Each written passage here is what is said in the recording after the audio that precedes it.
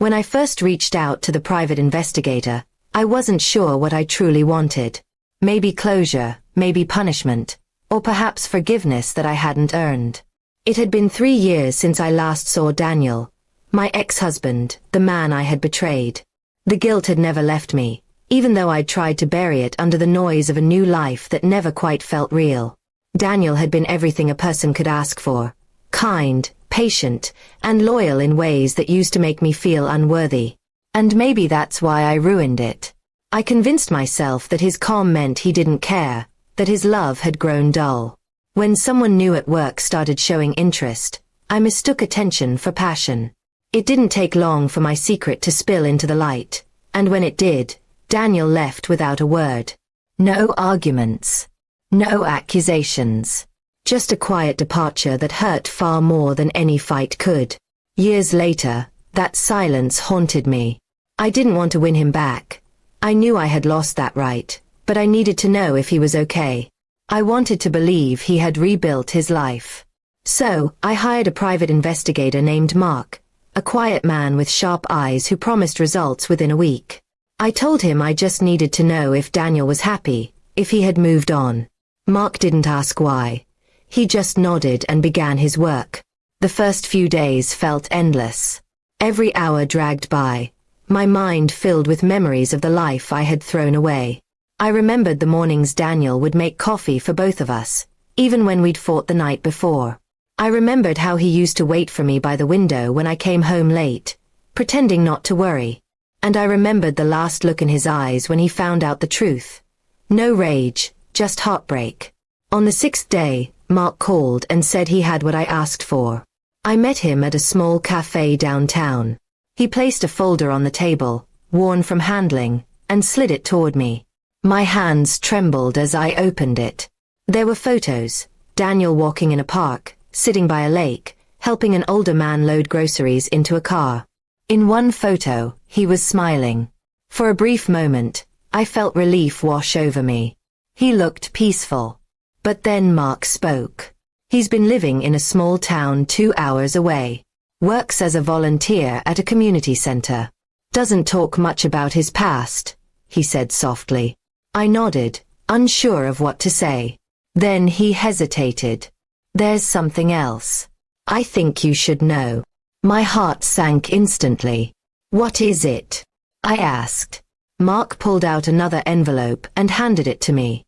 He's not well, he said. I froze. He was diagnosed with a heart condition last year. He's been in and out of the hospital. Doctors say stress made it worse. My breath caught. Guilt hit me like a wave. Does he have anyone with him? I whispered. Mark shook his head. He lives alone. But there's a woman who visits often, his neighbor. Seems she checks on him, brings food sometimes. They're not together though. She told me he rarely talks about anything personal. Tears blurred my vision. I couldn't breathe. I had imagined him happy, rebuilt, free of the pain I caused. Instead, he was living quietly, carrying scars I had carved into him. I asked Mark if he thought it would be wrong for me to visit. He paused before answering. You can. But if you do, be ready to hear what he truly feels. It might not be what you hope for. That night, I couldn't sleep. I kept replaying every cruel word I'd said during our final months together.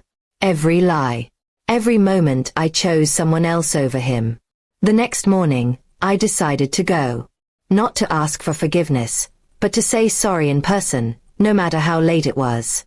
When I reached his town, it was quiet, almost frozen in time. The community center stood at the corner, a faded sign above its door. I saw him through the window, sitting with a group of children, helping one of them fix a broken toy. His smile was gentle, the same one I had fallen in love with years ago.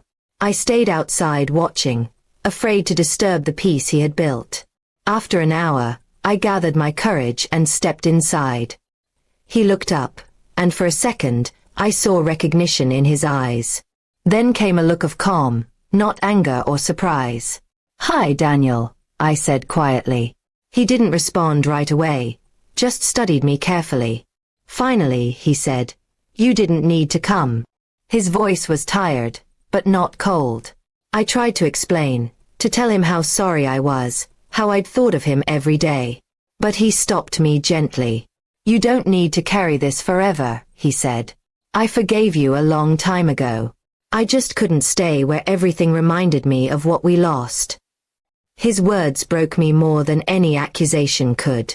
I wanted to say I still cared, but it didn't feel fair to him. Before I left, he smiled faintly and said, I hope you find peace too. I nodded, tears falling freely. As I walked back to my car, I realized that I had found what I came looking for. Not forgiveness, but truth. Daniel had rebuilt his life in silence, carrying the pain I gave him but refusing to let it define him. The private investigator's words had shattered me, but Daniel's calm had healed something in return. I drove away knowing that sometimes, the deepest love isn't about holding on. It's about letting go and praying the person you hurt finds the happiness you couldn't give them.